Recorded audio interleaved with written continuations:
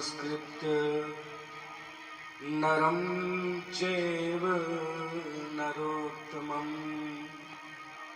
देवीं सरस्वतीं व्यासं ततो जयमुदीरये। सीतानाथ समारंभा श्रीरामानन्द मध्यमा अस्मदाचार्यपर्यन्ता वन्दे गुरु परम्परा। जय जय श्री राधारमण जय जय नवल किशोर जय गोपी चितजोर प्रभु जय जय माखन चोर। बोल वृंदावन हरिलाल की श्रीमद्भागवत महापुराण की भक्तवत्सल भगवान की जय जय श्री राधे श्याम।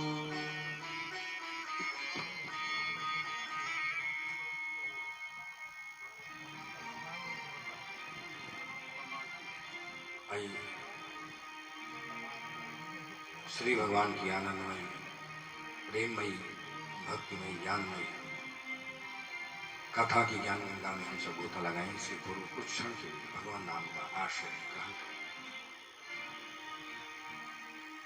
राधे गोविंद भजले राधे गोविंदा राधे गोविंद भजले राधे गोविंदा राधे गोविंद भजले राधे गोविंदा राधे गोविंद भजले राधे गोविंदा राधे गोविंद भजले राधे गोविंदा राधे गोविंद भजले राधे गोविंदा राधे गोविंद भजले राधे गोविंदा राधे गोविंद भजले राधे गोविंदा राधे गोविंद भजले राधे गोविंदा राधे गोविंद भजले राधे गोविंदा राधे गोविंद भजले राधे गोविंदा राधे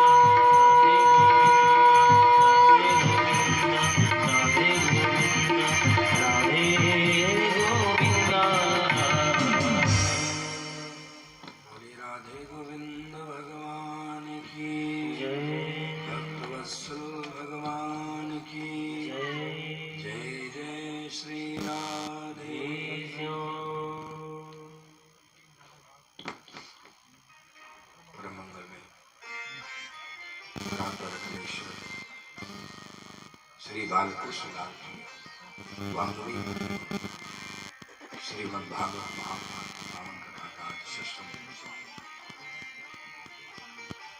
व्यास गद्दी पर स्थापित ग्रंथ को नमन वंदन करती है। श्री राधे गोविंद भगवान के चरणों का वंदन करते हुए कथा के पांडाल में उपस्थित समस्त कृष्ण भक्तों का, समस्त भगवत भक्तों का बहुत बहुत व्यासपीठ से स्वागत है, अभिनंदन। हमारी कथा में आज पुनः सौभाग्य जागृत हुआ। श्री चंद्रभान पांडे जी, दरोगा साहब और इनका पूरा परिवार, इनके भाई रामजी भाई साहब और इनके और भी संनात रिश्तेदार सब लोग आए हुए हैं। करमपुर वर्षाओं से आपके यहाँ श्रीमद् भागवत पिछले वर्ष हुई थी, बहुत भव्य बहुत दिव्य कार्यक्रम हुआ था और वो कथा बिल्कुल ऐतिहासिक कार्यक्रम हुआ था। और गोविंद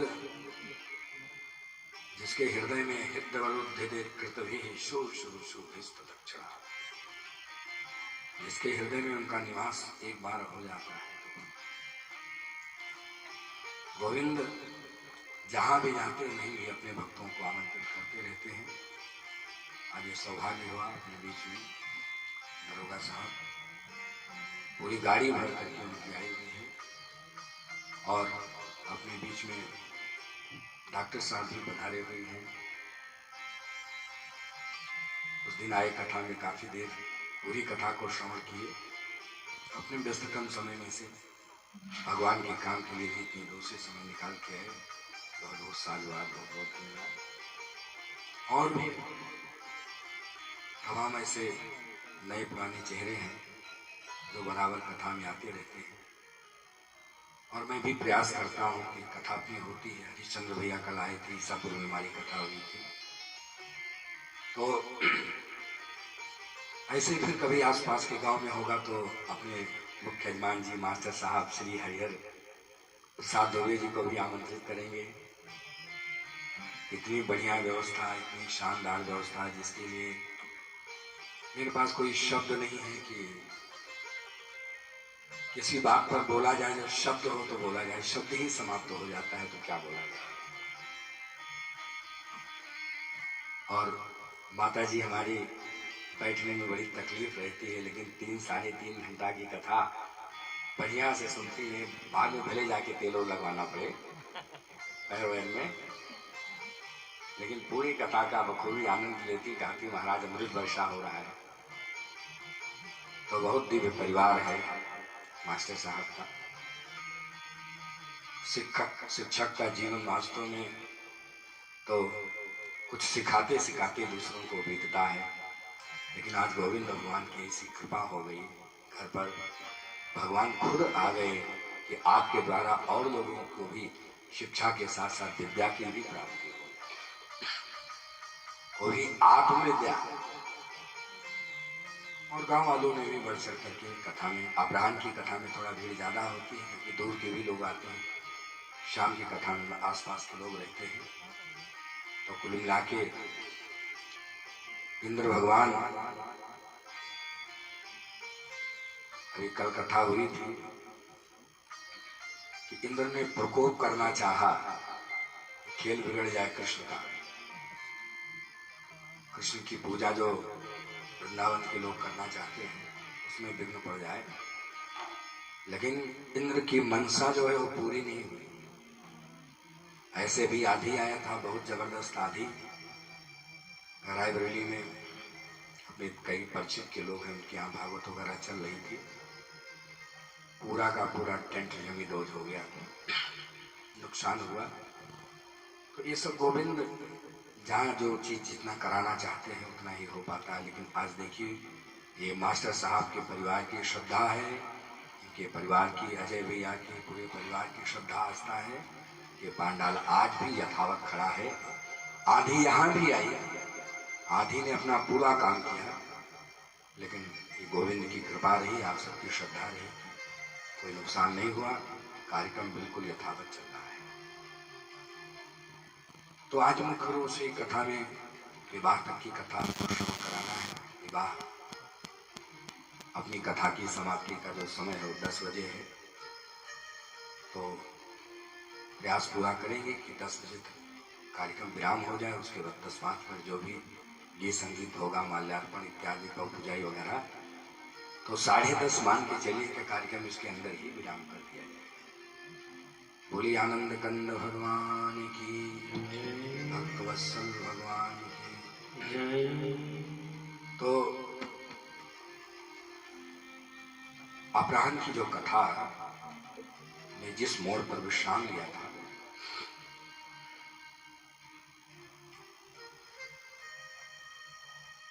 गुरु गृह गए पढ़न रघुराई, गुरु गृह गए पढ़न रघुराई, अल्पकाल विद्या सब आई, अल्पकाल विद्या सब आई, जाति सहज श्वास सुचारी। भगवान के लिए क्या पढ़ना, संदीप के ऋषि के आश्रम में उनके लिए क्या पढ़ना, चारों वेद जिसकी श्वास हो, जाकी सहज श्वास सुचारी, जाकी सहज श्वास सुचारी, सो हरि पढ़िया कौतुक भारी, सो हरि पढ़िया कौतुक भारी। अरे जिनको वेद भी नेत नेत कहते, वेद भी कहते हैं कि जिनके बारे में हम यही कह सकते हैं कि हम कुछ बोल नहीं सकते, कुछ कह नहीं सकते। नेत नेत जही वेद निरूपा निजानंद निरूपा, के बारे में क्या लिखूं। तो गोविंद भगवान वहां से पढ़ करके आए, अपने गुरु माता को का खोया हुआ बेटा वापस किया और भगवान मथुरा चले आए। वहां सुदामा से मित्रता हुई थी, ये सब बात मैंने बताया था प्राण की कथा। भगवान गोविंद ने उनको निमंत्रण भी दिया, श्री सुदामा जी जब कभी फुर्सत हो, टाइम मिले तो आप जरूर मेरे घर आना। और आज भगवान मथुरा जब विद्याध्ययन करके लौट करके वापस आए, तो देखिए जीवन में 2 प्रकार का ज्ञान है। एक ज्ञान जो शिक्षा से प्राप्त होता है, और एक ज्ञान वो है जो हमें विद्या से प्राप्त होता है। शिक्षा से जो ज्ञान प्राप्त होता है उससे दुनिया की समझ विकसित होती है। हमारा जो मस्तिष्क है ये विकसित हो जाता है, बौद्धिक क्षमता से व्यक्ति संपन्न बन जाता है। एक पढ़ा लिखा व्यक्ति और अनपढ़ में यही अंतर होता है। वो सेकंड भर में हर बात को समझ जाता है, कौन सा काम क्या करना, कब करना, कैसे करना चाहिए।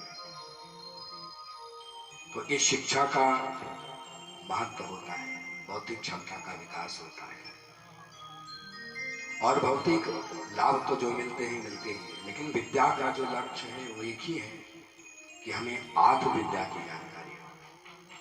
येषां न विद्या तपो न दानम, ज्ञानम न शीलम गुणो न धर्म, ते मृत्युलोके भूभार भूता, मनुष्य रूपेण मृगा शरण। जो संसार में रहते हुए आत्मविद्या का ज्ञान नहीं प्राप्त करता, हमारे शास्त्रों में कहा गया है वो बिना सींग और पूंछ का पशु है। आज हम सब कुछ जानते हैं, बस एक चीज नहीं जानते हैं, क्या? अपने आप। जिस दिन हमें अपने आप का ज्ञान हो जाएगा,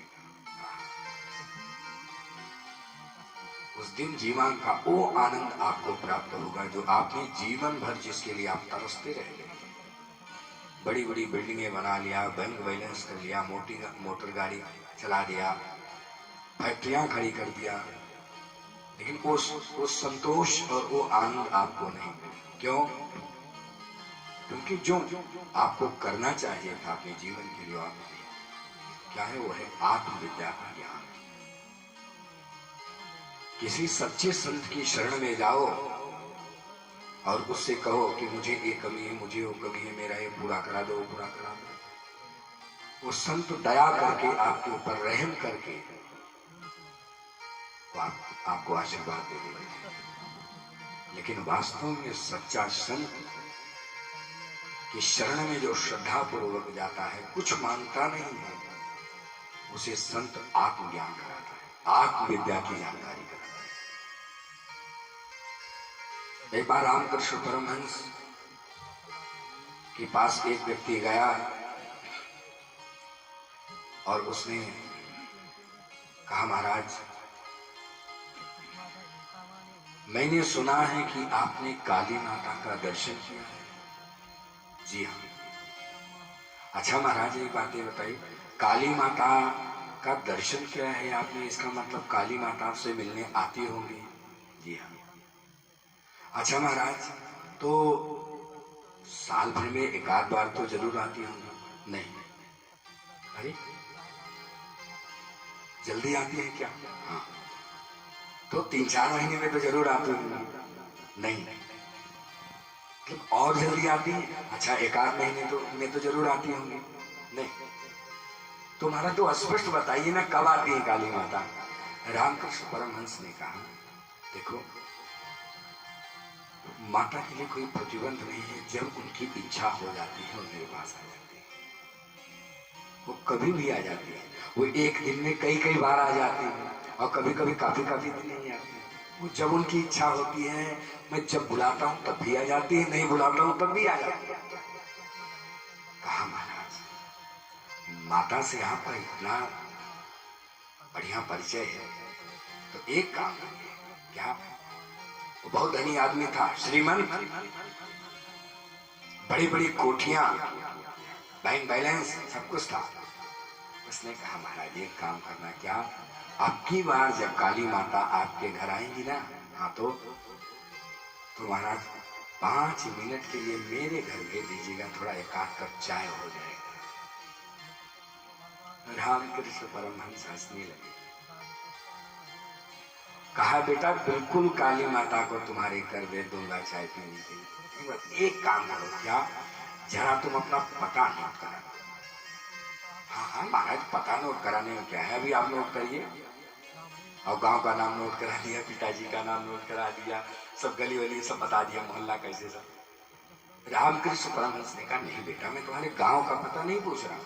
तो हाँ, मैं तुम्हारा पता पूछ रहा हूँ। ओ अच्छा, ऑफिस का पता पूछ रहे हैं? अच्छा, वो तो कनाट प्लेस में है, दिल्ली में। तो फलाने नंबर की बस जाती है ना, ट्रेन से पहले वहां उतरेंगे, फिर फलाने नंबर की बस जाएगी, उस पर बैठ करके आप वहां कनाट प्लेस हो जाएंगे। बेटा, मैं तुम्हारे ऑफिस का पता नहीं पूछ रहा हूँ। मैं तीसरी बार रामकृष्ण परमहंस ने कहा, मैं तुम्हारा पता पूछ रहा हूँ। तब वो अवाक रह गया। कहा, महाराज मैं समझ नहीं पाया। कहा, बेटा मैं इतनी देर से पूछ रहा हूँ, तुम अपना पता बताओ। कहा, महाराज मुझे अपना पता नहीं मालूम। कहा, बेटा बताओ, जब तुम्हें अपना पता नहीं मालूम है तो मैं माता काली को किस पते पर भेजूं? पहले जाओ और अपना पता लगा करके आओ। पहले खुद का अनुसंधान करो, पहले खुद का पता लगाओ, और जिस दिन तुम्हें खुद का पता लगाने में सफलता मिल जाएगी, उस दिन खुदा को तुम्हारे घर भेजना नहीं पड़ेगा। वो जैसे मेरे घर आती हैं, ऐसे तुम्हारे घर भी चली जाएंगी। तो ईश्वर अंश आत्मविद्या का ज्ञान, जिस दिन अपने आप का ज्ञान हो जाता है ना, आत्मा का ज्ञान होते ही परब्रह्म का ज्ञान होता है। कितने दिन हो गए भगवान की पूजा करते, हनुमान जी की पूजा, शंकर जी की पूजा, राम जी की पूजा। क्या राम जी को जान पाए? क्या शिव जी को जान पाए? क्या हनुमान जी को जान पाए? नहीं जान पाए। क्यों नहीं जान पाए? क्योंकि आप खुद को नहीं जान पाए। जिस दिन आप खुद को जान लोगे तो खुदा अपने आप उसका पता चल जाएगा। ईश्वर अंश जीव अविनाशी, ईश्वर अंश जीव अविनाशी, चेतन अमल सहज सुख राशि, चेतन अमल सहज सुख राशि। देखो, संत लोग कहते हैं तुमसे जिस रास्ते पर चलने की बात कही जा रही है, आज शादी से भागवत सुनने वाले संत लोग कहते हैं तुम्हें जिस रास्ते पर तुमसे चलने की बात कही जा रही है वो रास्ता हमारा देखा हुआ है। जो देखेगा वही तो दिखाएगा। जिसको खुद नहीं पता हो क्या बताएगा खुदा को। संत लोग कहते हैं तुमसे जिस रास्ते पर चलने की बात कही जा रही है वो रास्ता हमारा देखा हुआ है। तो कौन सा रास्ता? आत्मा से परमात्मा के बीच का रास्ता।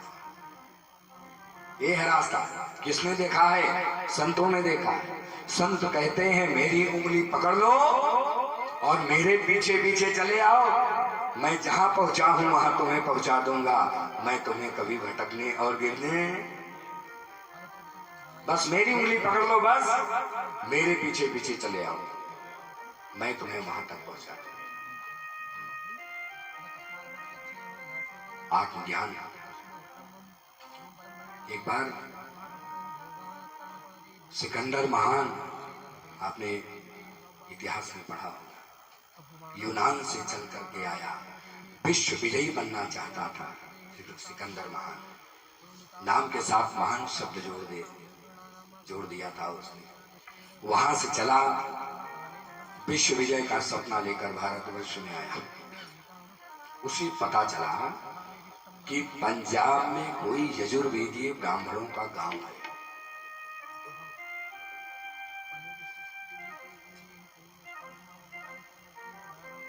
उस गांव में चलना चाहिए, बहुत विद्वान लोग रहते हैं।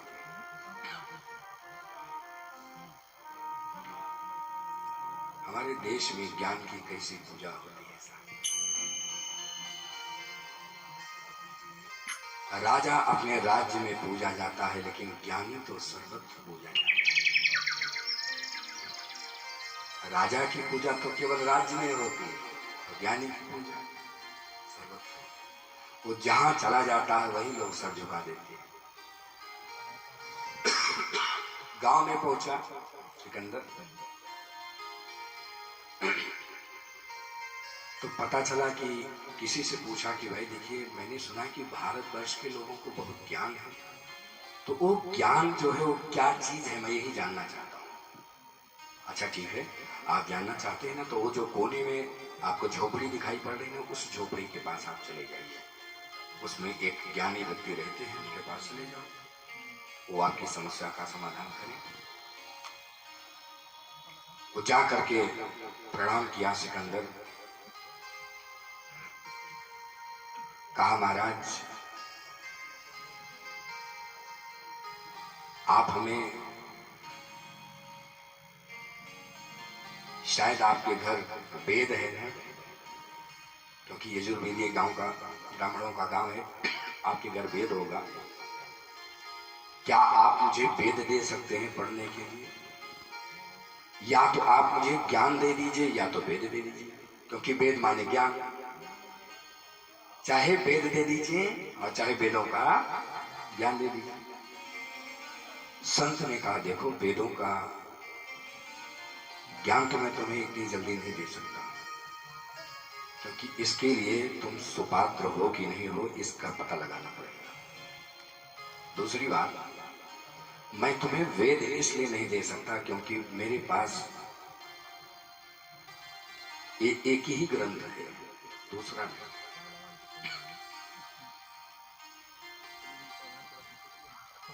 तो महाराज इसका मतलब आप न ज्ञान देंगे न वेद देंगे? कहा नहीं, मैं तुम्हें दूंगा जरूर, कल सुबह आना। मैं आपको एक वेद आपको दे दूंगा, लेकिन महाराज आप तो कह रहे हैं कि एक ही ग्रंथ है। कहा तो मानो मैं तुम्हें दे दूंगा ना, वो मेरे पास भी रहेगा, तुम्हारे पास भी रहेगा, लेकिन महाराज है तो एक ही। कहा तुम कल आना ना। अगले दिन सुबह सिकंदर पुनः पहुंचा और क्या देखा कि कुंड चल रहा था। वो ब्राह्मण अपने छोटे से बच्चे को ऐसे बगल में बैठाए और वेद के एक एक पन्ने को फाड़ फाड़ करके कुंड में डाल करके आहुति दे रहा है। अरे सिकंदर ने कहा, अरे महाराज आप ये क्या कर रहे हैं? आप वेद के इस ग्रंथ को फाड़ करके आप कुंड में आहुति दे रहे हैं, आप पागल हो गए क्या? ब्राह्मण ने इशारे से रोका। जब सारी आहुति हो गई तब कहा, सुनो, ये जो मेरा बच्चा है ना छोटा सा, इसको मैंने रात भर वेद कंठस्थ कराया है। तुम मेरे बच्चे को ले जाओ, तुम यूनान ले जाओ मेरे बच्चे को, लेकिन मैं तुम्हें अपने देश का ज्ञान यूनान ले जाने को नहीं दूंगा। ये हमारे देश में ऐसे ज्ञान के प्रति श्रद्धा के साथ कि सिकंदर महान तरसता रह गया, उसको वेद नहीं दिया, अपना बेटा दे दिया। कहा मेरे बेटे को यूनान ले जाओ, मैं तुम्हें वेद नहीं दे सकता।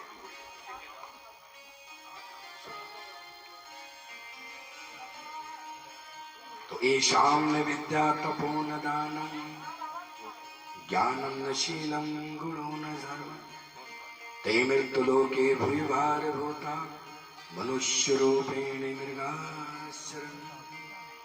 श्रीमद् भागवत में ऋषभ जी की कथा आती है कि अपने पुत्रों को जब ऋषभ जी समझा रहे थे, कहा बेटा दो ही आनंद हैं संसार में, एक ब्रह्मानंद और एक विषयानंद। विषयानंद तो हर योनि में मिल जाएगा, कुत्ता बन जाओ, घोड़ा बन जाओ, गधा बन जाओ, किसी योनि में तुम्हें विषयानंद मिल जाएगा, लेकिन ब्रह्मानंद के लिए तो मनुष्य योनि ही श्रेष्ठ है। और सुनो, ये ब्रह्मानंद यदि नहीं मिला तो समझ लेना तुम्हारा जीवन व्यर्थ चला गया। इसलिए ब्रह्मानंद पाने के लिए जो तुम कर सकते हो उसे तुम्हें करना चाहिए। यदि तुम्हें ब्रह्मानंद पाने के मार्ग में कोई बाधा बनता है तो भले ही वह तुम्हारे परिवार का सदस्य हो, घर का सदस्य हो, कोई भी हो, उसका त्याग करो। तो ऋषभ जी के बच्चों ने कहा, महाराज तो क्या इसके पहले संसार में किसी ने त्याग किया है? कहा बिल्कुल किया है। कहा किसने किया? कहा विनय पत्रिका पढ़ लो। जाके प्रिय न राम वैदे, जाके प्रिय राम वैदे, तजियो ताहि कोटि वैरी सम, यद्यपि परम सनेही। जाके प्रिय न राम वैदे, जाके राम वैदे। देखो, जाके प्रिय न राम वैदे ही, जो राम का प्रेमी नहीं है,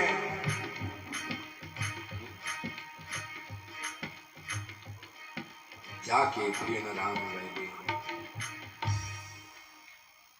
अच्छा, किसने किसने त्यागा था? तजो पिता प्रहलाद, प्रहलाद ने पिता का त्याग किया। तजो पिता प्रहलाद विभीषण बंधु, विभीषण ने अपने भाई का त्याग किया। विभीषण बंधु और भरत महतारी, भरत ने अपनी मां का त्याग कर दिया। सोचिए, और जिन जिन लोगों ने त्यागा है अपने परिवार को, वो बहुत ऊंचे शिखर पर बैठे। भरत जी कितने ऊंचे शिखर पर बैठे हैं?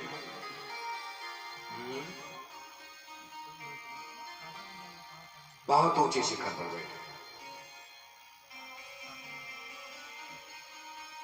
जग जपु राम राम जपु जी।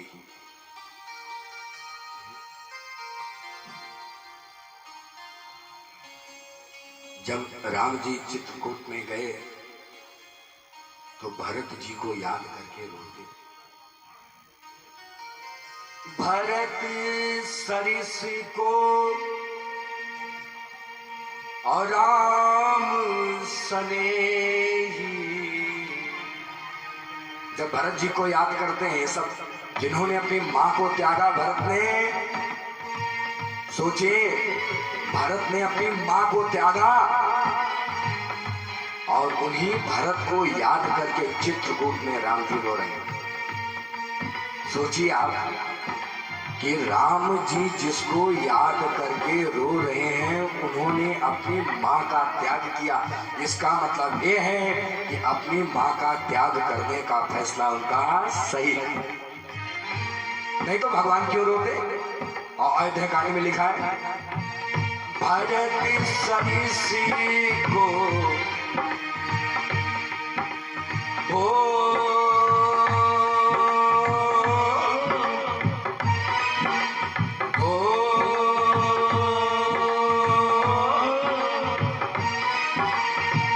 भरत सरिसी को राम सनेही। भरत सरिसी को राम सनेही। जग जपु राम राम जपु जी। जग जपु राम राम जपु जी। सारी दुनिया राम का नाम जपती है और राम जी भारत का नाम जपते हैं।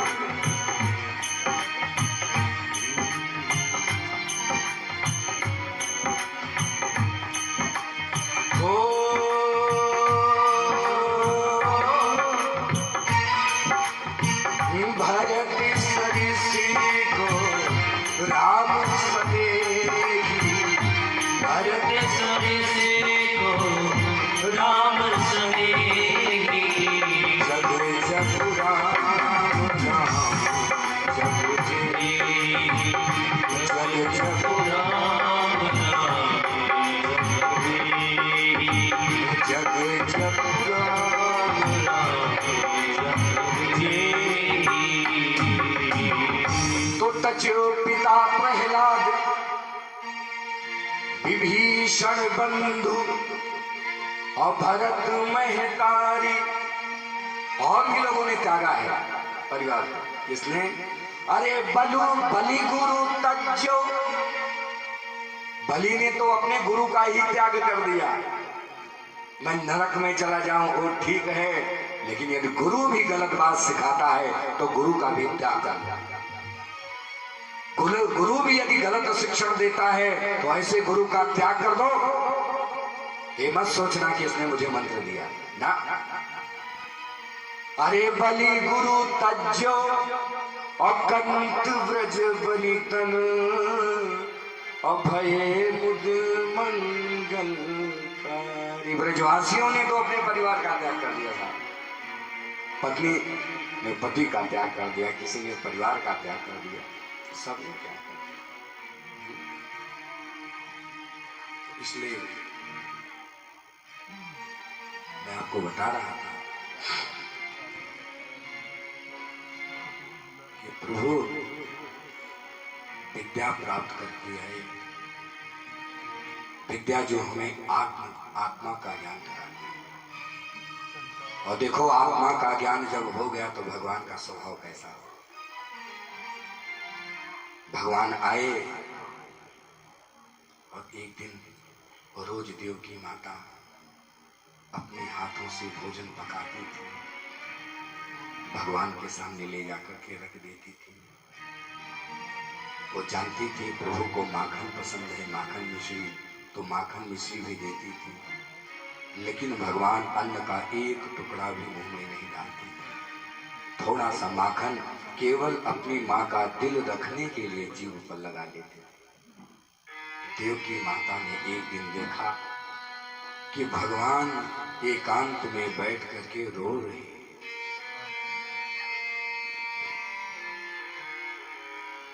भगवान रो रहे हैं।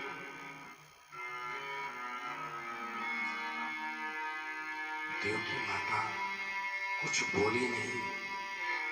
उद्धव जी आए, बृहस्पति के शिष्य, परम ज्ञानी उद्धव जी महाराज, कृष्ण के मित्र भी हैं।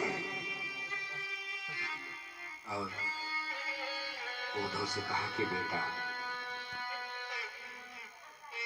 गोविंद, आज मैं 1 हफ्ते से देख रहे हूं, जब से उज्जैन से लौट करके आया है, न कुछ खाता है न पीता है, माखन मिश्री भी नहीं खाता है।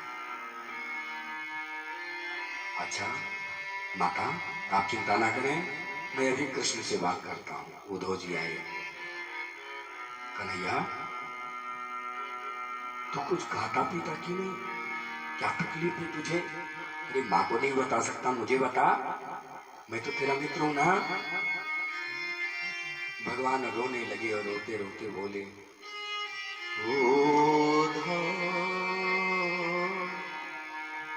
मोही ब्रज बेस रखना,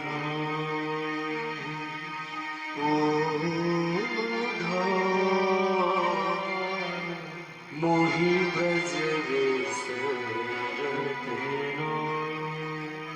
मुझे ब्रज की याद आ रही, मुझे अपनी मैया यशोदा की याद आ रही है। उद्धव, मुझे अपने बाबा की याद आ रही है।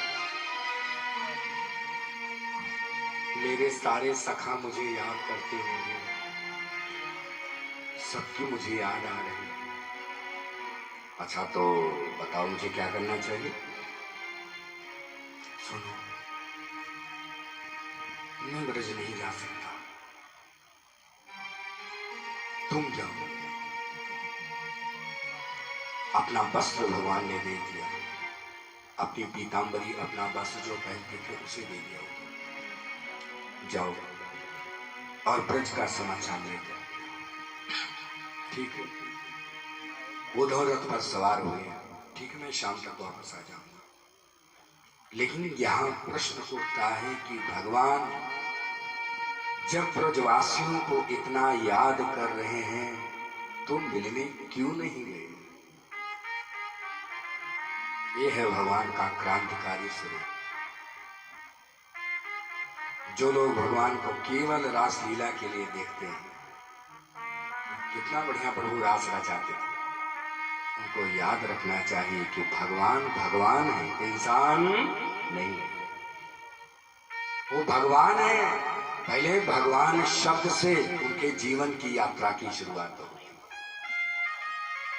6 दिन के भगवान ने पूतना को मारा। आपको लगता नहीं कि उनका ऐश्वर्य रूप है? वो तो संसार के तापत्रय विनाशाय विश्वोत्पत्त्यादि हेतवे, पूरे विश्व के सृजन, पालन और संहार के हेतु हैं। कौन? श्री कृष्ण। तत् स्कंद भुजो विशाखा। ऐसे लोग, इसलिए रासलीला की कथा में मैंने विस्तार से आज ये कथा आपको बताई थी। भगवान जगत गुरु बने, योगेश्वर कहलाए कृष्ण। तो भगवान क्यों नहीं गए? पहला कारण तो बहुत हो सकता है, लेकिन कुछ कारण मैं आपको बता दूं। पहला कारण, भगवान इसलिए नहीं गए ब्रज, क्योंकि भगवान ने अभी अभी कंस का वध किया है। और कंस का जो ससुर है ना, मगधराज जरासंध, भगवान जानते हैं कि कंस के मृत्यु पर वो बौखला जाएगा। वो बौखला जाएगा और बौखला करके कहीं उसी बौखलाहट में, क्योंकि देखो जब आदमी को क्रोध आ जाता है ना तो उसकी बुद्धि नष्ट हो जाती है। ये गीता में लिखा है। इसलिए हमारे शास्त्र कहते हैं कि क्रोध तो हो, लेकिन क्रोध पर नियंत्रण होना चाहिए। काम तो हो, लेकिन काम पर नियंत्रण होना चाहिए। मोह तो हो, लेकिन मोह पर नियंत्रण होना चाहिए। इस संसार की कोई चीज बुरी नहीं है। अगर बुरी होती तो संसार में भगवान क्यों भेजते? उसका सदुपयोग और दुरुपयोग ही हमें फायदा या नुकसान देता है। आप सदुपयोग करेंगे तो उसका लाभ मिलेगा। कांटे में गुलाब होता है तो कोई जरूरी है कि आप कांटा लीजिए, गुलाब ले लीजिए, कांटा छोड़ दीजिए। संसार में जो बुरी चीजें हैं उसे आप क्यों उठाते हो? उसको छोड़ते जाओ। जो अच्छी चीजें मिले उसको ग्रहण करते जाओ। सार सार को गई गई होता है देवना। जहां से जो चीज काम की मिल जाए उसे ले लो। मैंने दोपहर की कथा में आपको बताया तो था ना कि बुरे लोगों में भी अच्छाइयां होती है। तो कोई जरूरी है कि हमारी दृष्टि केवल बुरी चीजों पर जाए? उनके अंदर जो अच्छाइयां हैं वो ग्रहण कर लीजिए। और जो अच्छे लोग हैं उनके अंदर भी तो बुराइयां होती हैं। बस बुराइयां दिखती नहीं है। क्यों? क्योंकि अच्छाइयां ज्यादा हैं तो बुराई छिप जाती है। तो बुराई आप देखिए मत, अच्छाई देखिए। और बुराई देखना का जब भी मन हो ना, ये ध्यान रखना, एक उंगली जब हम ऐसे उठाते हैं वो आदमी बहुत बुरा, तो 3 देखी किसी तरफ है। हम कहते हैं सामने वाला बुरा, तो एक 3 उंगली देखी किधर है, ये पहले आपकी तरफ रहती है। कहती है सामने वाला तो बुरा है लेकिन उससे आप 3 गुना ज्यादा बुरे हो, ये उंगली बताती है। और फिर उंगली उठाते हैं सामने वाला अच्छा, तो देखिए यही उंगली फिर आपकी तरफ कहती है सामने वाले से आप 3 गुना ज्यादा अच्छे हो। ये आपके शरीर के अंग अवयव ही आपको शाबाशी देते हैं कि आप उनसे 3 गुना ज्यादा अच्छे हो। तो बुराई मत देखो। बुरा जो देखन में चला बुरा न मिला कोई, और जे दिल खोजो आपनो तो मुझसे बुरा। इसलिए अच्छाई ही देखने का अभ्यास बनाए। तो जरासंध जो है ना, भगवान गोविंद यदि ब्रज में चले जाते तो उस बौखलाहट में वो आक्रमण कर देता मथुरा पर, और यदुवंशियों को, विष्णुवंशियों को, भोजवंशियों को, सबको मार देता। किसी को छोड़ता नहीं।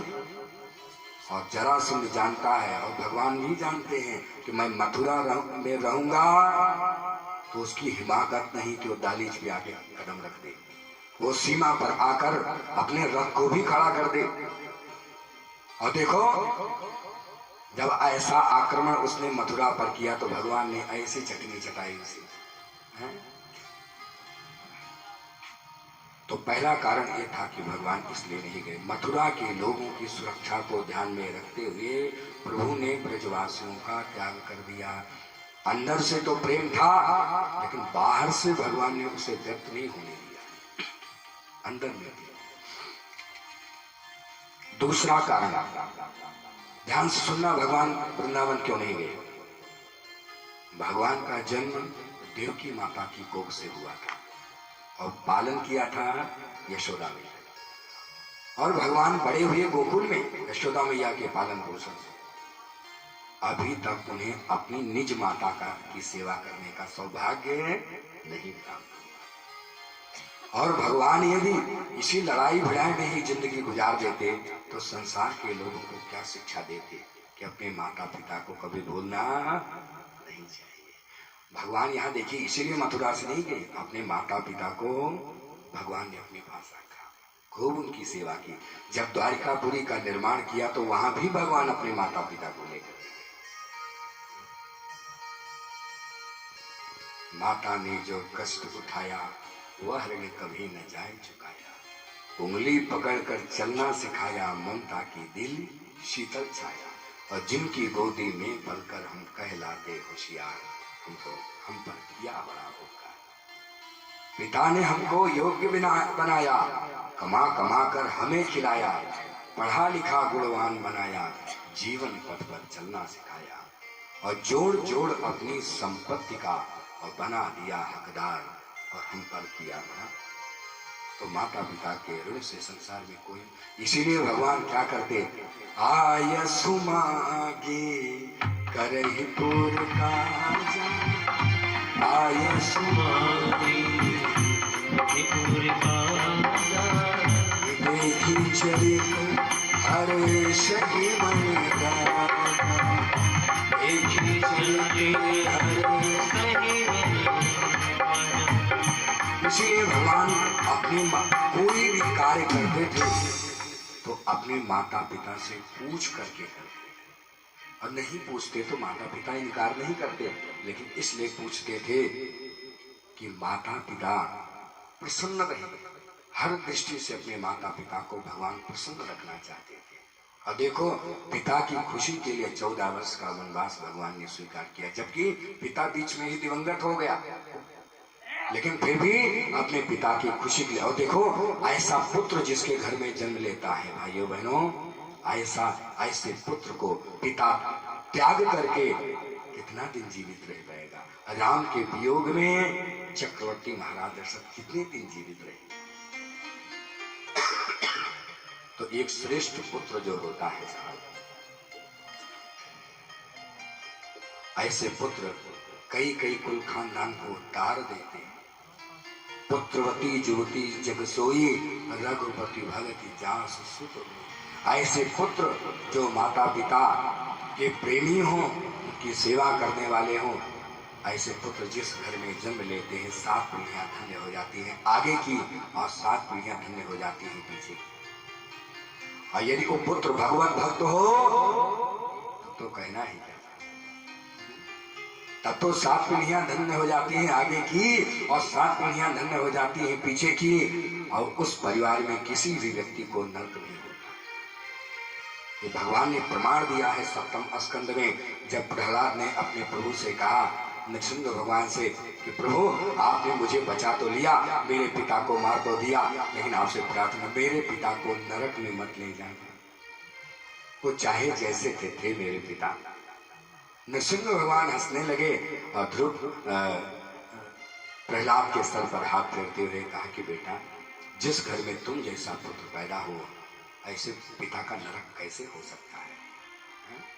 और देख लो, सुतल लोक का राज्य तो दे दिया प्रहलाद को, और पिता को अपनी परम गति दे दिया। भगवान का जो अपना निज धाम है वहां हिरण्यकशिपु को भेज दिया।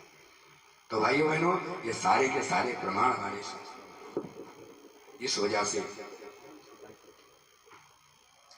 अब भगवान ने उद्धव को विदाई दी, अपना वस्त्र दे दिया, पहना दिया, रथ पर बैठा दिया, और उद्धव से कहा कि भैया उद्धव, थोड़ा जल्दी आना। उद्धव जी जा रहे हैं, आइए ये सुनिए। जाओ जाओ वृंदावन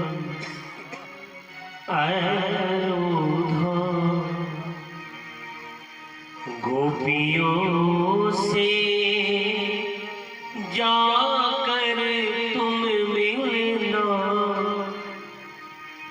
कहना कहाँ ने भेजा है, कहना कहाँ ने भेजा है, सुध उन्हीं जरा कर आना, कहना कहाँ ने भेजा है, कहना कहाँ ने भेजा है, सुध उन्हीं जरा कर आना, जाओ जाओ वृंदावन, जाओ जाओ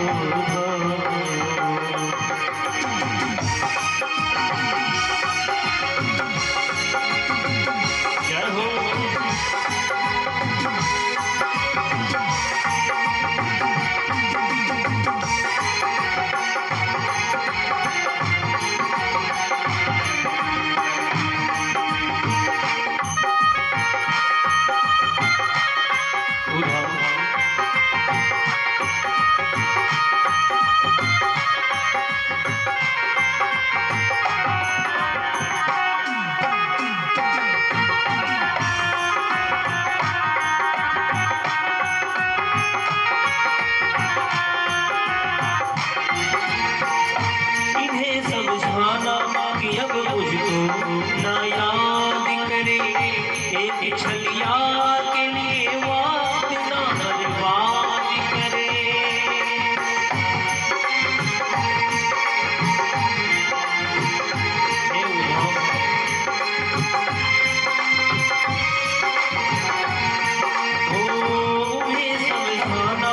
अब मुझको ना याद करे, एक छलिया के लिए वक्त ना बर्बाद करे, एक छलिया के लिए वक्त ना बर्बाद करे।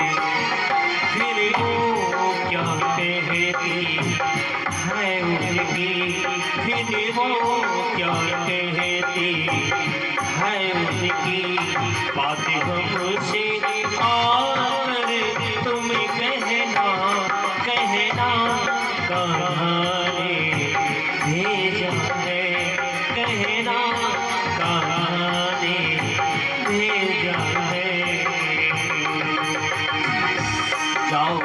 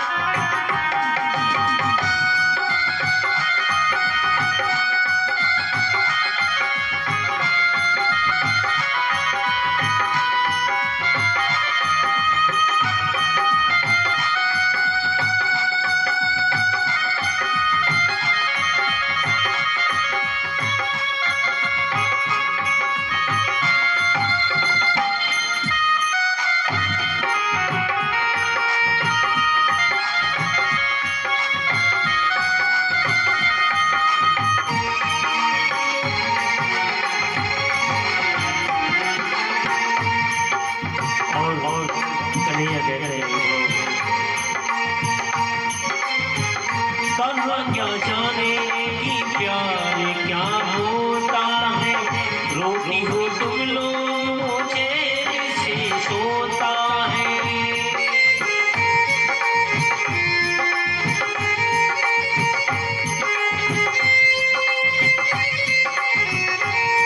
वो कहाँ ना जाने कि प्यार क्या होता है, रोटी हो तुम लोग चैन से सोता है, रोटी हो तुम लोग से सोता है। कभी आएगा मिलने के तुम हो, कभी आएगा मिलने तुमसे वो, इस धोखे में तुम मत रहना, कायना कहना है भेजा है, कहना कहानी भेजा है। जय हो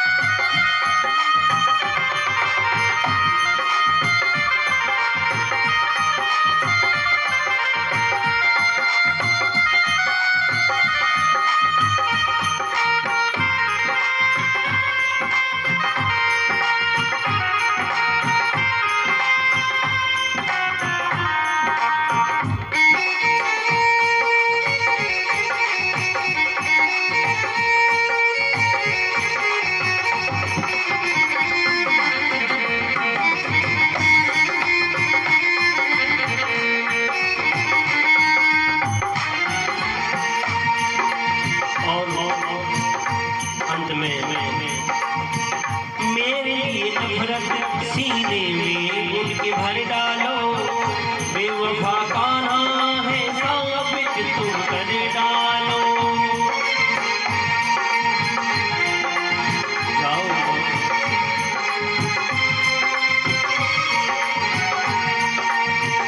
मेरे लिए नफरत सीने में उनके भर डालो, बेवफा कान्हा है साबित तुम कर डालो, बेवफा कान्हा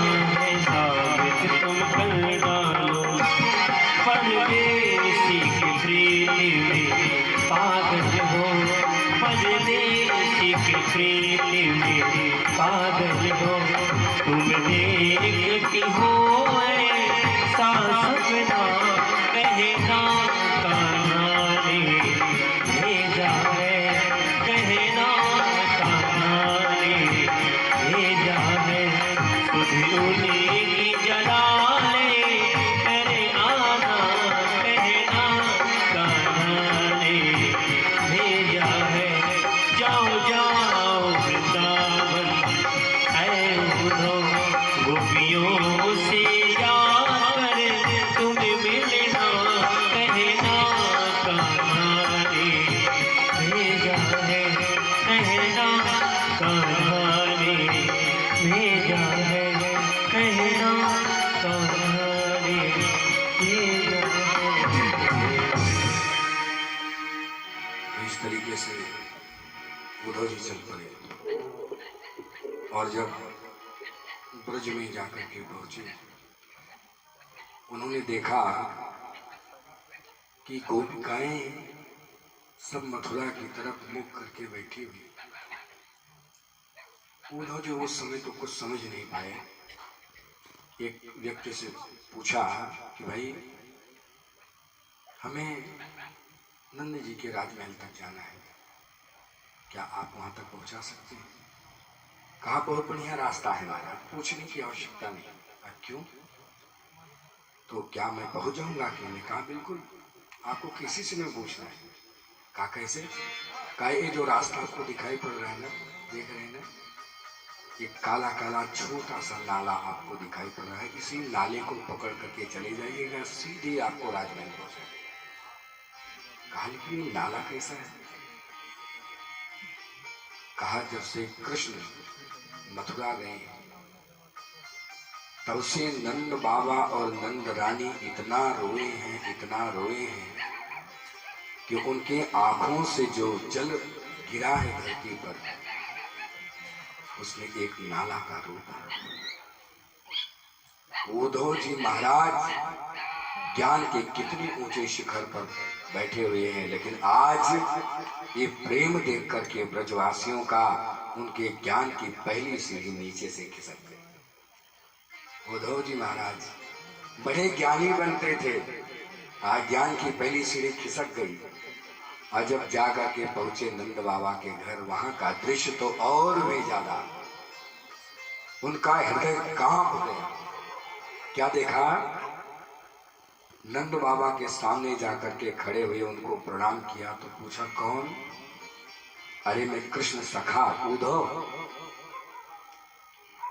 उद्धव तुम कहाँ खड़े हो? ऐसे हाथ फैलाया। अरे क्या आप मुझे नहीं देख रहे हैं? कहा नहीं, जब से मेरा गोविंद गया है मथुरा में, ये रोते रोते रोते रोते मेरी आंखों की सारी रोशनी भी इसी आंसू के साथ बन गई। मैं तुम्हें देख नहीं सकता।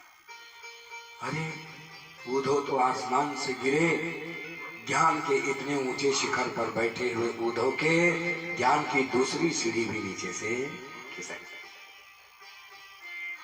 बाबा अरे देखिए मैं उद्धव हूं,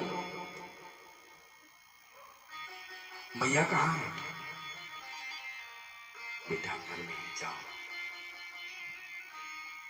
और अंदर में उद्धव जी जब गए तो रोने लगे। जब मैया को देखा, यशोदा मैया को, क्या देखा?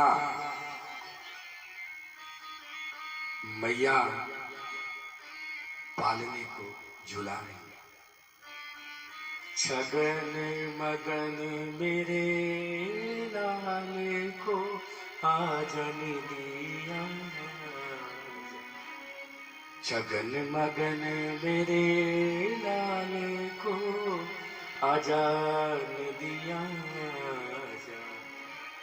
छगन मगन मेरे लाल को आजान दिया। अरे मैया किसको झुला रही? पालने में तो कोई नहीं, पालने में कोई नहीं था, उसको झुला रही है। और जब जैसे गोविंद को झुला रही है। मैया प्रणाम में उद्धव।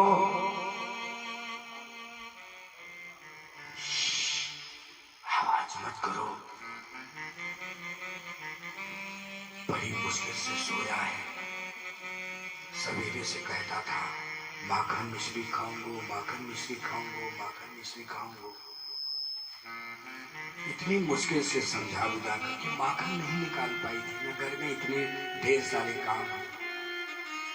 अरे उद्धव जी ने अपना सर पीटा, हे प्रभु, कन्हैया तो इस समय मथुरा में है और मैया को ऐसा लगता है कि आज भी कान्हा पालने में लेटा हुआ।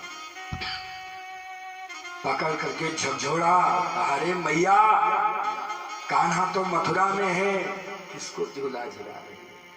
तब होश आया, दहाड़ मार के रोने लगी, बेटा मैं क्या बताऊं, मेरी आंखों को, मेरे मन को, मेरी बुद्धि को, मेरी आत्मा को भरोसा नहीं होता कि मेरा कन्हैया चला गया और वापस नहीं आया। वो कैसे अपनी माँ को भूल गया, कैसे अपने पिता को भूल गया, कैसे ब्रजवासियों के प्रेम को भूल गया।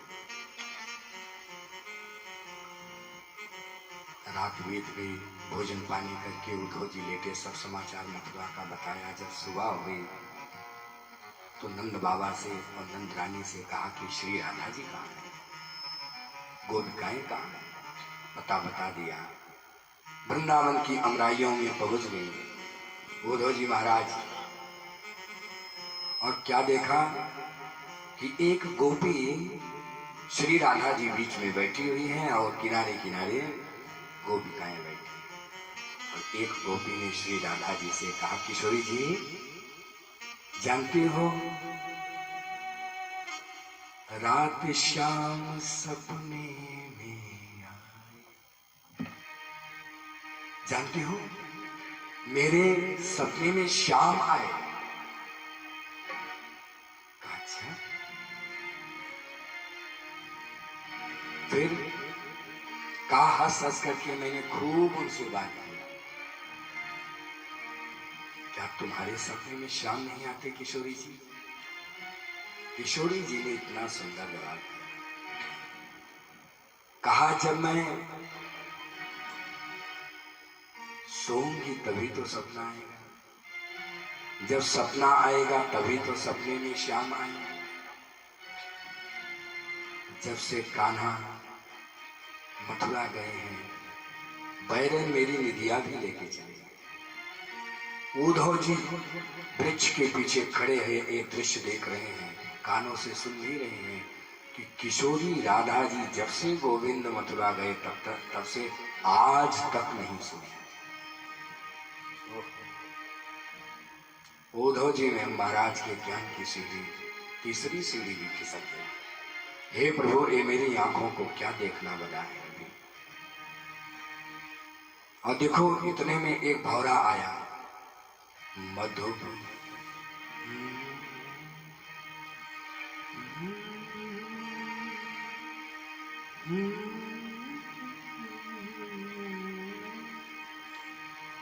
मधुपकितो बन्धो मां स्पृशृङ्गां घ्रीं सपत्न्या,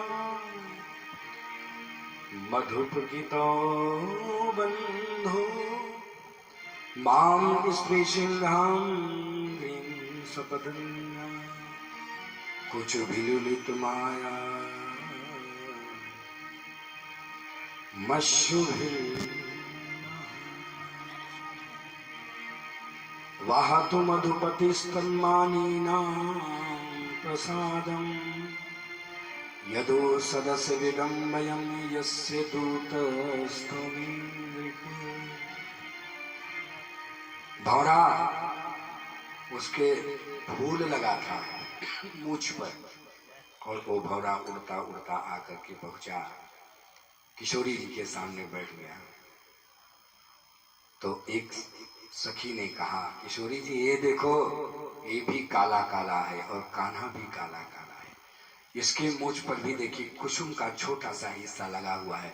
हमें भी लगता है इस भौरे ने भी किसी कुसुम से प्रेम किया था, और देख लो उसे धोखा देकर, उसे त्याग करके ये यहाँ आकर के बैठा हुआ है। ये काले जितने होते हैं सब बाहर से अंदर से दोनों से काले हो। बस अब उद्धव से रहा नहीं, जब कहा अंदर से बाहर से दोनों से काले होते हैं, उद्धव जी सामने आकर के खड़े और हाथ जोड़ करके गोपिकाओं से कहा, मेरे गोविंद को ऐसा मत बोलो, मेरा कन्हैया ऐसा नहीं है। गोपिकाओं, किशोरी जी ऐसा नहीं है कन्हैया। कन्हैया जरूर आएगा, मैं आज ही जाता हूं मथुरा लेकर के आऊंगा। तुम कौन हो? अक्रूर हो क्या? वो भी तो आया था ना, नाम था अक्रूर और रथ पर बैठा करके ले गया। आज तक गोविंद वापस नहीं आए। पता नहीं किसने नाम उसका अक्रूर रख दिया, उसका नाम तो क्रूर होना चाहिए। वो आज तक गोविंद वापस नहीं आए। कहीं तुम अक्रूर तो नहीं? नहीं, मैं अक्रूर नहीं, मैं बृहस्पति का शिष्य उद्धव हूं और कृष्ण मेरे साथ आए। अच्छा, तो तुम क्या समाचार लेकर के आए हो? गोविंद को यहाँ पहुंचाना चाहते हो कि हमें सांत्वना देने के लिए आए हो? कहानी सांत्वना देने के लिए नहीं आया, आश्वासन देने के लिए आया हूं कि मैं कल ही गोविंद को यहाँ लेकर के आऊंगा। लेकिन तुम्हारा प्रेम देख करके आज मैं अभिभूत हो गया हूँ। हे गोपिकाओं, हे किशोरी जी, अब मैं भगवान से प्रार्थना करता हूँ कि हे परमात्मा, जब भी कभी ये मेरा शरीर छूट जाए और यदि परमात्मा मुझे कुछ बनाना चाहना तो बस एक काम करना, आप मुझे इसी ब्रज की धूल बना देना, ताकि ये जो धूल है ना, ये धूल पर किशोरी जी अपने चरण रख दें तो मैं कृत हो। राधे तेरे चरणों की गर धूल जो मिल जाए, सच कहता हूँ भगवन तकदीर बदल जाए। सच कहता हूँ भगवन तकदीर बदल जाए। राधे तेरे चरणों की गर धूल जो मिल जाए, सच कहता हूँ भगवन तकदीर बदल जाए। सच कहता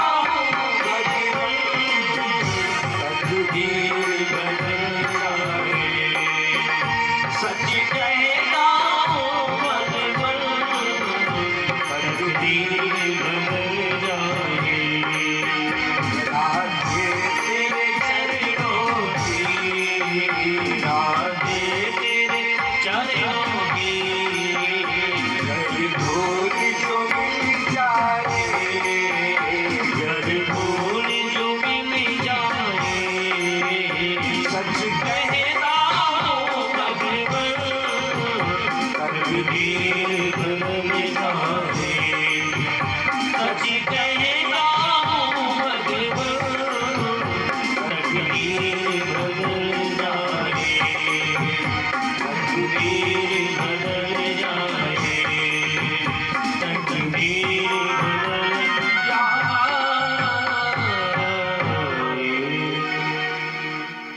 परमात्मा मेरा शरीर जो छूट जाए तो हे प्रभु मुझे ब्रज की धूल बना देना, ताकि किशोरी जी अपने चरण रख दे, गोपिकाएं अपने चरण रख दे मेरे ऊपर, मैं कृत्य कृत्य हो राधे तेरे चरणों की यदि धूल ले ले। भगवान गोविंद कहते थे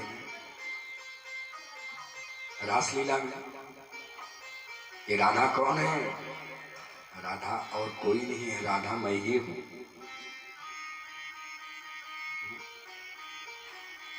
मेरा स्वरूप ही राधा है। राधा और कृष्ण दोनों अलग नहीं है, नाम दो है बाकी दोनों एक है। अब देखो जब गोविंद, जब उद्धव जी महाराज ने कहा गोपिकाओं आप चिंता मत करो, मैं कल ही कृष्ण को लेकर के आता हूं। कहा क्या आप मुझे वास्तव में वचन दे रहे हैं? हाँ। अब चल पड़े उद्धव जी आज्ञा लेकर, जैसे रथ पर सवार हुए गोपिकाएं रोने लगी।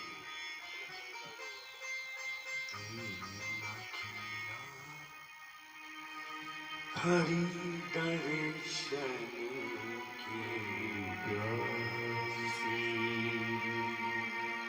सब मथुरा की ओर मुंह करके उद्धव जी रथ पर सवार हो गए।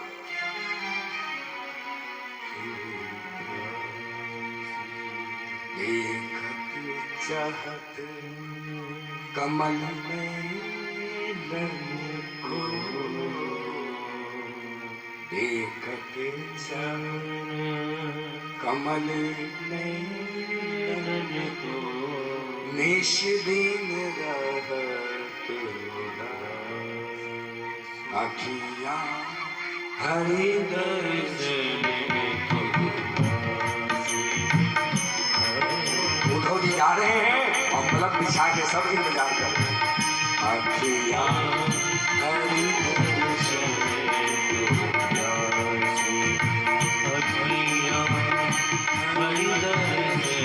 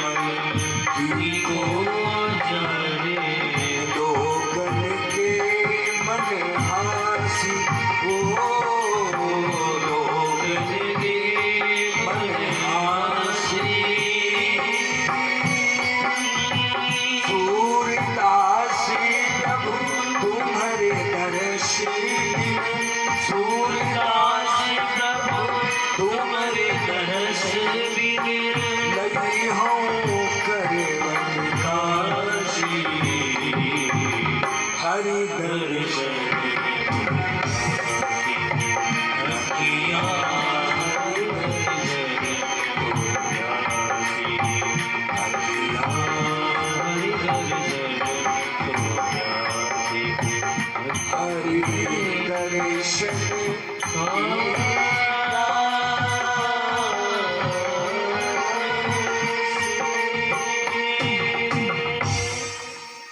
सब पलक बिछा के इंतजार करने गोविंद का।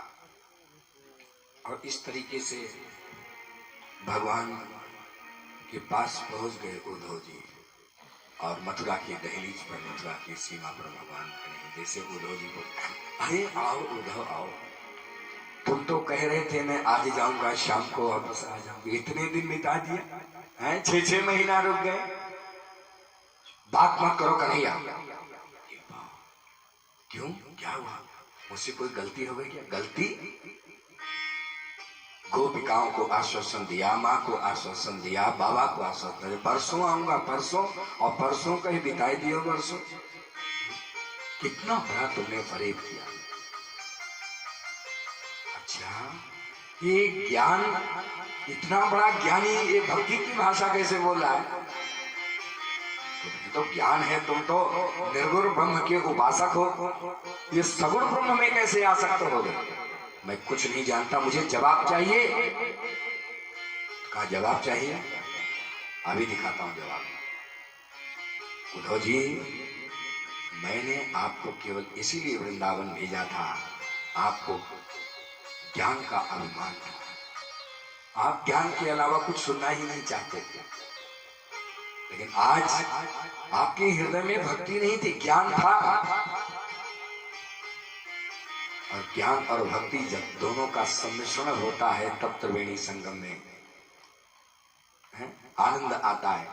और मैंने इसीलिए आपको भेजा था कि ज्ञान के साथ भक्ति का उदय हो जाए। जब भक्ति की गंगा में डुबकी लगाओगे, अब ऐसा आप डूबे कि 6 महीना के बाद ऊपर आए। आज मैं देख रहा हूं कि मैंने आपको वृंदावन भेज करके कोई गलती नहीं किया। मैंने ठीक फैसला था मेरा। आज आपके चेहरे को देख करके लगा कि भक्ति की धारा में आप कई बार गोता लगा करके आए हैं। उद्धव जी कुछ नहीं बोले, क्योंकि बात तो सच थी ना। कहा सुनो, आपने कहा मैं गोपिकाओं से दूर हूँ, किशोरी जी से दूर हूँ, बाबा से दूर हूँ, मैया से, मैं किसी से दूर नहीं है। वो मेरे निकट हैं, मैं उनके निकट हूँ। यदि देखना चाहो तो जरा आंखें तो बंद करो। उद्धव जी ने आंख बंद किए, कहा अब आंख खोलो। और जैसे आंख खोले तो दंग रह गए। क्या देखा? गोविंद भगवान तो किशोरी जी के साथ झूला झूल रहे हैं और नंद बाबा नंद रानी खड़े हैं। सारी गोपिकाएं, सारे ग्वाल बाल बिना सावन के झूला पड़ा हुआ है, भगवान झूल रहे हैं।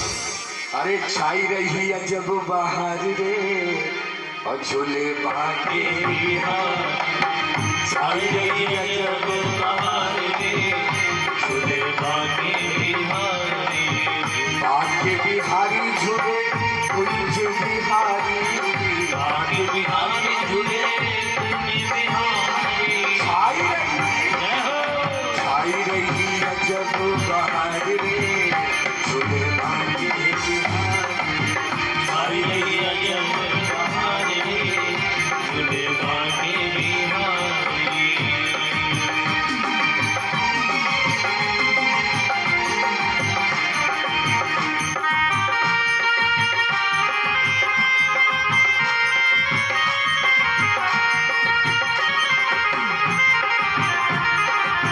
काली की सेवा, सभी लोग काली की सेवा।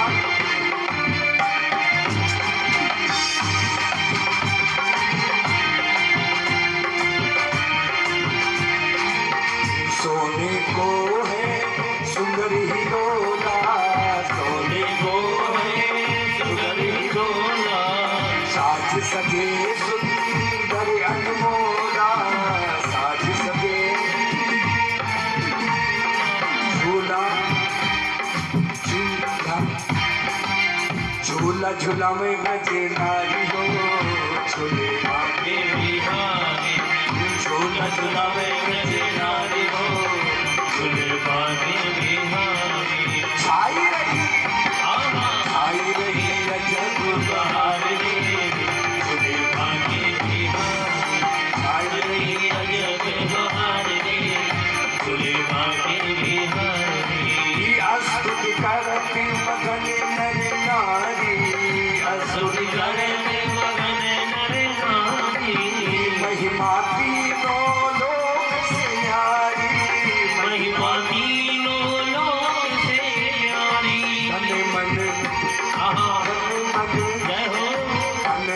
सब बलिहारी रे आके बिहारी तन मन सब बलिहारी रे झूले बाके बिहारी छाई रही अजब जब बहार रे झूले बाके बिहारी आके बिहारी कि झूले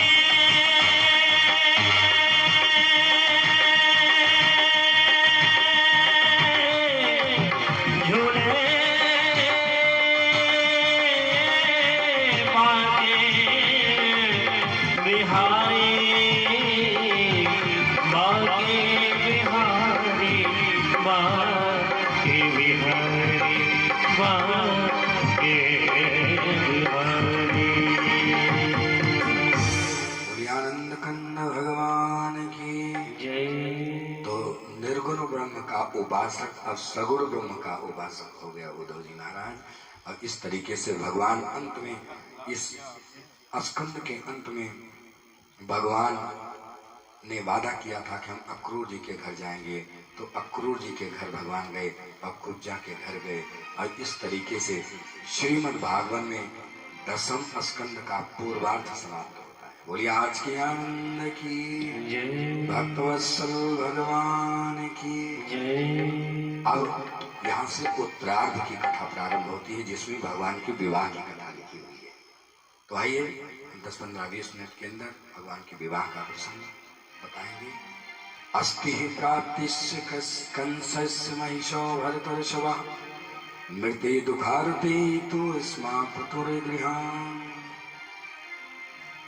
जब कंस की मृत्यु हुई तो उसकी दोनों पत्नियां अस्ति और प्राप्ति रोती बिलखती अपने पिता मगध राज जरासंध के पास पहुंची। जरासंध को जब पता चला कि कृष्ण ने मेरे दामाद की हत्या कर दी, वो इतना क्रोधित हुआ, 23 अक्षौणी सेना बना करके उसने मथुरा पर आक्रमण कर दिया। देखिए मैंने आपको कथा में पहले ही बताया था कि भगवान वृंदावन क्यों नहीं गए, उसका प्रमाण देख लीजिए। 10वें स्कंद के उत्तरार्ध में ही उसने आक्रमण कर दिया मथुरा पर। और देखो, एक बार पराजित किया, 2 बार, 3 बार, 17 बार, बार बार भगवान से युद्ध होता था, बार बार वो युद्ध में पराजित हो जाता था मगध राज जरासंध। उसको समझ में नहीं आ रहा था कि इस कृष्ण का मैं क्या करूं, मैं कैसे इस पर विजय प्राप्त करूं। तो अंत में उसने 11,000 ब्राह्मणों को बैठाया पूजा पाठ करने के लिए और ब्राह्मणों को हिदायत दिया कि यदि मैं अब की बार पराजित हो गया तो तुम सबको मैं सरेआम फांसी के तख्ते पर लटका दूंगा। सारे ब्राह्मण मन ही मन भगवान से प्रार्थना करने लगे कि प्रभु मेरा कल्याण करना। और देखिए बालकांड में लिखा है, भगवान ने कहा मैं धरती पर आता हूँ किसके लिए? विप्रधेनु। पहला शब्द क्या है बोलिए? विप्र। भगवान कहते हैं मैं 4 लोगों के लिए आता हूँ धरती पर, और उसमें से पहला है विप्र।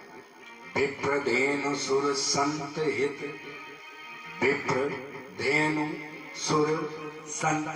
भगवान कहते हैं मैं 4 के लिए आता हूँ, लेकिन नंबर पहला किसका है? विप्र। मैं ब्राह्मण के लिए आता हूँ। बंदम प्रथम मही सुर चरना, मोह जनित संशय।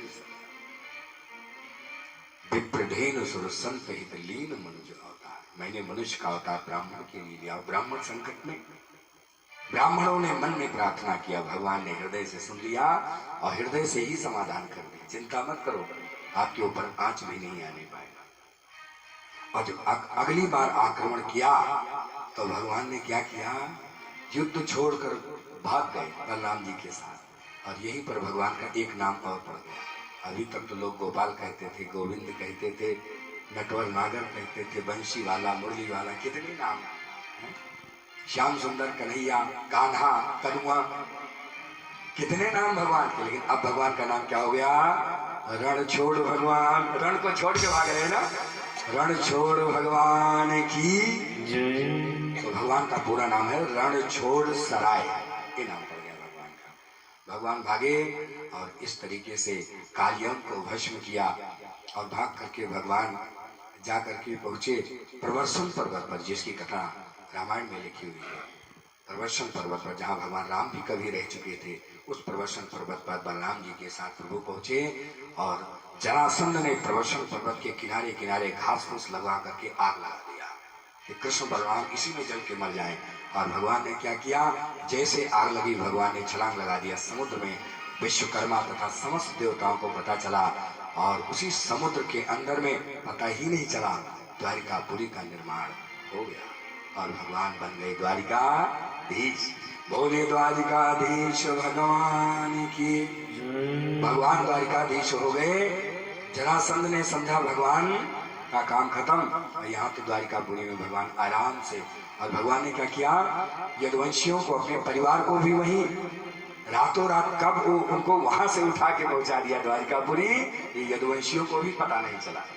आराम से भगवान ठाट से रहने लगे। अब यहाँ भगवान के जो बड़े भैया हैं उनका विवाह होता है। रैवत देश के राजा,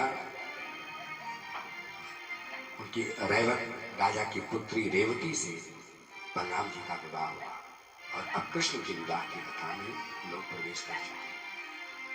राजा सीद भीष्म को नाम विदार भाधीपतिर्महान तस्य पंचावयं कन्यका चावरानना। एक राजा थे जिनका नाम था भीष्म। उनके 5 पुत्र थे लेकिन कोई कन्या नहीं थी। देवर्षि नारद एक बार उनके पास आए। देवर्षि नारद ने कहा, महाराज यदि कन्या चाहते हो तो समुद्र के किनारे आप जप तप करो, भगवान प्रसन्न हो जाएंगे, कन्या अवश्य होगी। तो उन्होंने तप किया और क्या हुआ, रुक्मिणी महारानी कमल के फूल पर प्रकट हो गई। एक बार जय जयकार बोलिए रुक्मिणी महारानी की। कमल के फूल पर देखो, ये जो लक्ष्मी जी है ना, रुक्मिणी जी, श्री सीता जी, ये सब एक ही है और इनका किसी माँ के गर्भ से जन्म नहीं हुआ। रुक्मिणी माता कमल के फूल पर आई। जब लक्ष्मी के रूप में आना हुआ तो यही समुद्र से आई। जब समुद्र मंथन हुआ था ना, तो लक्ष्मी जी का उसी समुद्र से प्राकट्य हुआ था और भगवान के गले में जाकर के वरमाला, इसकी कथा अष्टम स्कंद में लिखी हुई है। तो रुक्मिणी माँ ने कमल के फूल पर, लक्ष्मी जी समुद्र से और श्री सीता जी को जन्म लेना हुआ। तो कहां से आई, धरती से। धरती को फाड़ करके बाहर निकली। सोचिए इतनी बड़ी सत्ता है वो कि भगवान को तो पैदा करने वाली माँ हुई कौशल्या, भगवान को पैदा करने वाली माँ हुई देवकी, लेकिन किसी माँ के गर्भ में ऐसी क्षमता नहीं थी कि किशोरी जी को धारण कर सके, इसलिए धरती ने फाड़ करके बाहर निकाल लिया, इसलिए कमल के फूल ने निकाल दिया, इसलिए समुद्र में प्रदान कर दिया। भाइयों बहनों, ऐसी सत्ता है रुक्मिणी माता। और छोटी सी बालिका के रूप में उनको गोद में लेकर के भीष्म महाराज आए। और ध्यान से सुनना, बेटे बेटी में भेद मत करना। बेटे बेटी में भेद करें, बेटे बेटी में भेद करें और समझो उनकी मत खोटी है, और सच्चे अर्थों में देखें तो बेटे से बढ़कर बेटी। यश एक वंश का बढ़ता है, यश एक वंश का बढ़ता है, बेटे यदि पुण्य कमाते, यदि शब्द लगा, यश एक वंश का बढ़ता है, बेटे यदि पुण्य कमाते हैं, लेकिन बेटी के शुभ चरित्र से 2 वंश धन्य हो जाते हैं। बेटी के शुभ चरित्र से 2 वंश धन्य हो जाते हैं। बेटी जहां जन्म लेती है अपने आचरण से उस कुल को भी धन्य कर देती है, और विवाह के बाद जिस कुल में जाती है उस कुल को भी धन्य कर देती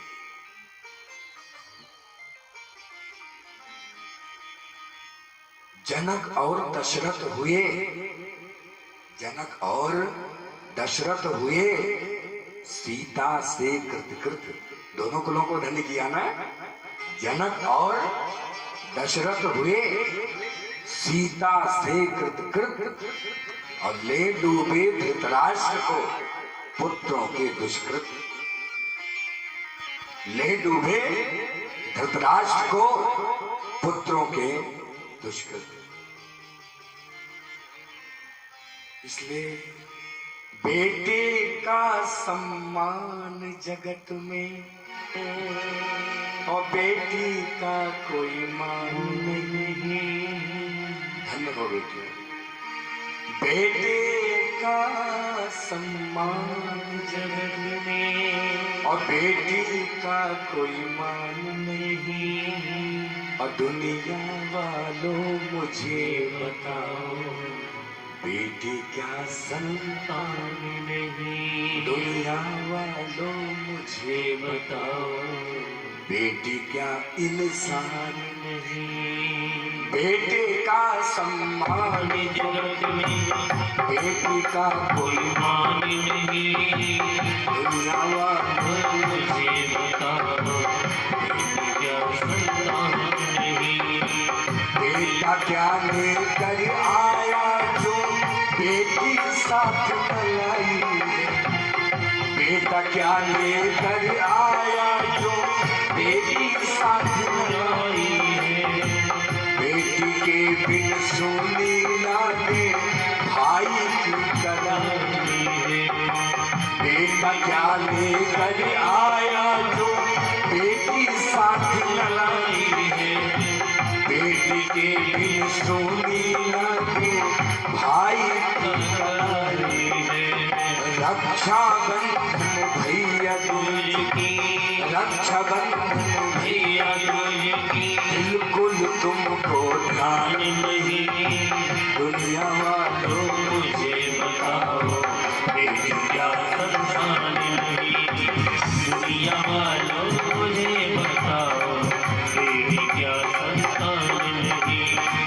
बेटे का सम्मान जगत में बेटी का कोई मान नहीं।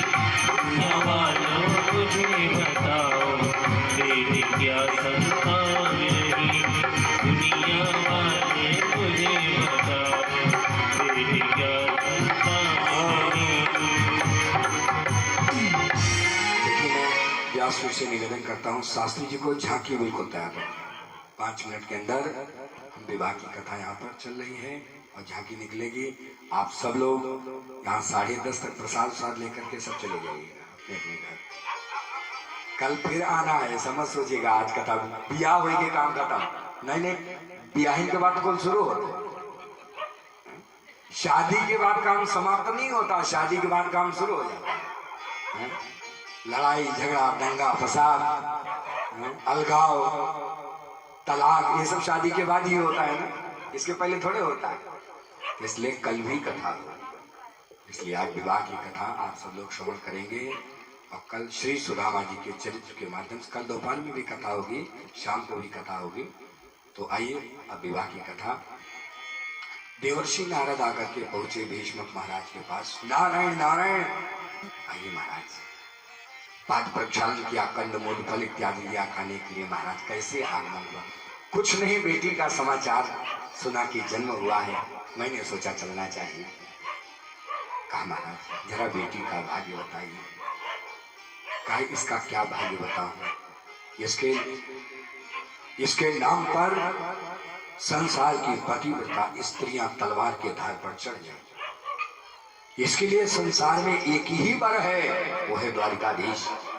इसके अलावा यदि इसका विवाह किसी से किया तो वो विवाह पूरा नहीं। एक ही वर है द्वारिकाधीश। बता के नारद जी चले गए और भीष्मक महाराज ने जैसे घर में घोषणा की कि द्वारिकाधीश के साथ विवाह रुक्मिणी का किया जाएगा, खड़ा हो गया रुक्मिणी का भाई रुक्मी खड़ा हो गया। बड़ा भाई था, हो ही नहीं सकता।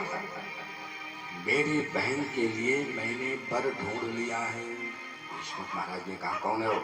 मुझे नहीं पता।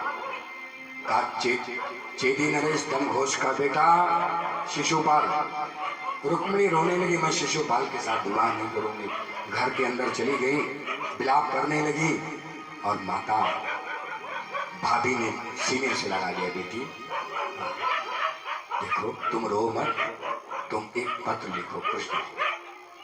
यदि तुम द्वारकाधीश को हृदय से चाहती हो तो भगवान को पत्र लिखो और भगवान निश्चित रूप से तुम्हारा कल्याण करें।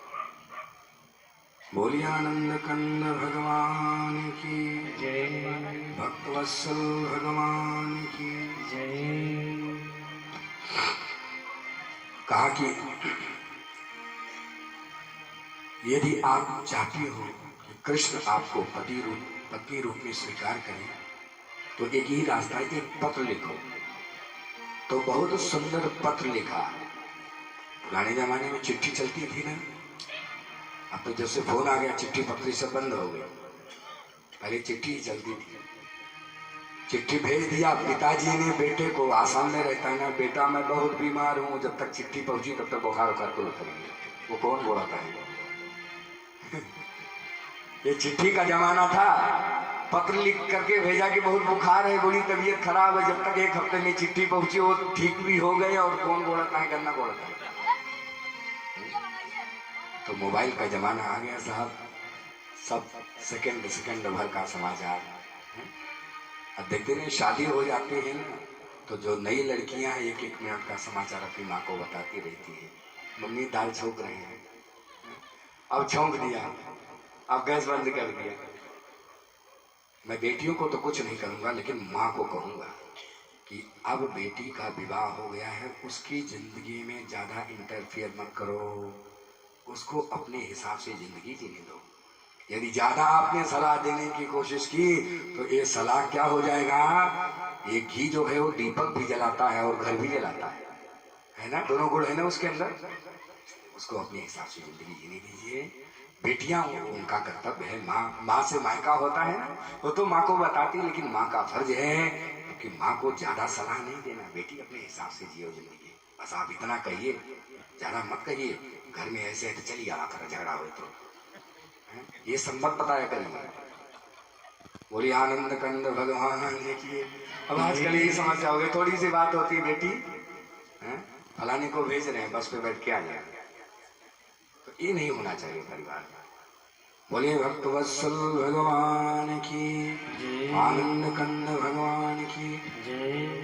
तो कितना सुंदर पत्र लिखा रुक्मिणी ने। श्रुत्वा गुणान् भुवन सुंदर, श्रुत्वा गुणान् भुवन सुंदर सुलभतां ते निर्विश्य करले विवरैर्हर्तो अंगतापम्। रूपं दृशां दृशिमतां खिलार्थिलाभम् त्वयेचिता विशति चित्तं पत्रपं मे। कितना बढ़िया। देखो रुक्मिणी ने कृष्ण को देखा नहीं, श्लोक में लिखा है देखा नहीं है, और लिखती हैं हे त्रिभुवन सुंदर, मैंने आपको नेत्रों से तो नहीं देखा है, लेकिन हाँ आपके चरित्र के बारे में मैंने अपने कान से सुना। श्रुत्वा गुणान भुवन सुंदर, मैंने देखा नहीं, आपको सुना है आपके बारे में। श्रुत्वा गुणान भुवन सुंदर सुड़ोताम निर्विश्य करणे विवरैर हर्तो अंगतापम। और आपका चरित्र ऐसा है ना कि जो सुन लेता है उसके समस्त अंगों के जो ताप है ना वो मिट जाता। रूपम दृशाम दृश्यमताम खिलार्थ लाभम, सब श्लोक में लिखा है। आपके रूप को देखने के बाद संसार में कोई और लाभ पाना चाहेगा? रूपम दृश्यम दृश्यमताम खिलार्थ लाभम, उसके लिए संसार में कोई और लाभ है ही नहीं। रूपम दिशाम दिशमताम खिलार्थ लाभम त्वयेचिता विशति चित्तम पत्रपम मे। स्वामी मैंने आपको हृदय से पति रूप में स्वीकार कर लिया है, और जब से मैंने आपके गुण गणों की प्रशंसा सुनी है, चित्तम आप मेरे चित्त में चिपक गए। रुक्मिणी जी चित्त में चिपक गए। यहाँ पूरा श्लोक आप देख लीजिए, लिखा हुआ है, लेकिन श्लोक में कृष्ण का नाम नहीं लिखा, क्योंकि हृदय से पति मान लिया। तो पुराने जमाने में जो पत्नियां थी, अब आजकल तो एडवांस जमाना हो गया है, सीधा नाम लेती है। अरे कमलेश एक गिलास पानी दे दो, मैं ऑफिस से आई, बहुत प्यास लगी है भाई। अब देखो कुछ नहीं, कोई सम्मान बोधक शब्द नहीं, सीधा नाम लेती। अब पुराने समय में नाम नहीं लिया जाता था। आज भी जो पुराने जमाने की महिलाएं बैठी हुई, इनसे पूछो बाबा कहाँ है, अरे भाई किसको पूछ रहे हो, हमारे ओ क्या कहा जाता था पति को, ओ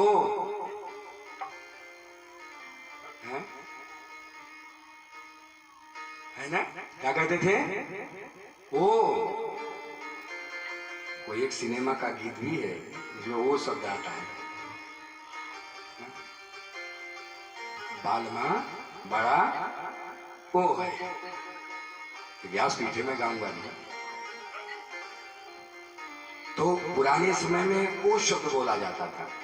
बोली आनंद कंद भगवान की मीठी भजन। तो इसलिए पत्र लेकर के ब्राह्मण पहुंच गया। और देखो पुराने जमाने में पत्र जो है वो खुद नहीं पढ़ते थे लोग, खास करके विवाह के पत्र, वो ब्राह्मणों से ही शादी ढूंढवाई जाती थी, ब्राह्मण ही पत्र पढ़ता था। जैसे कृष्ण के पास पहुंचा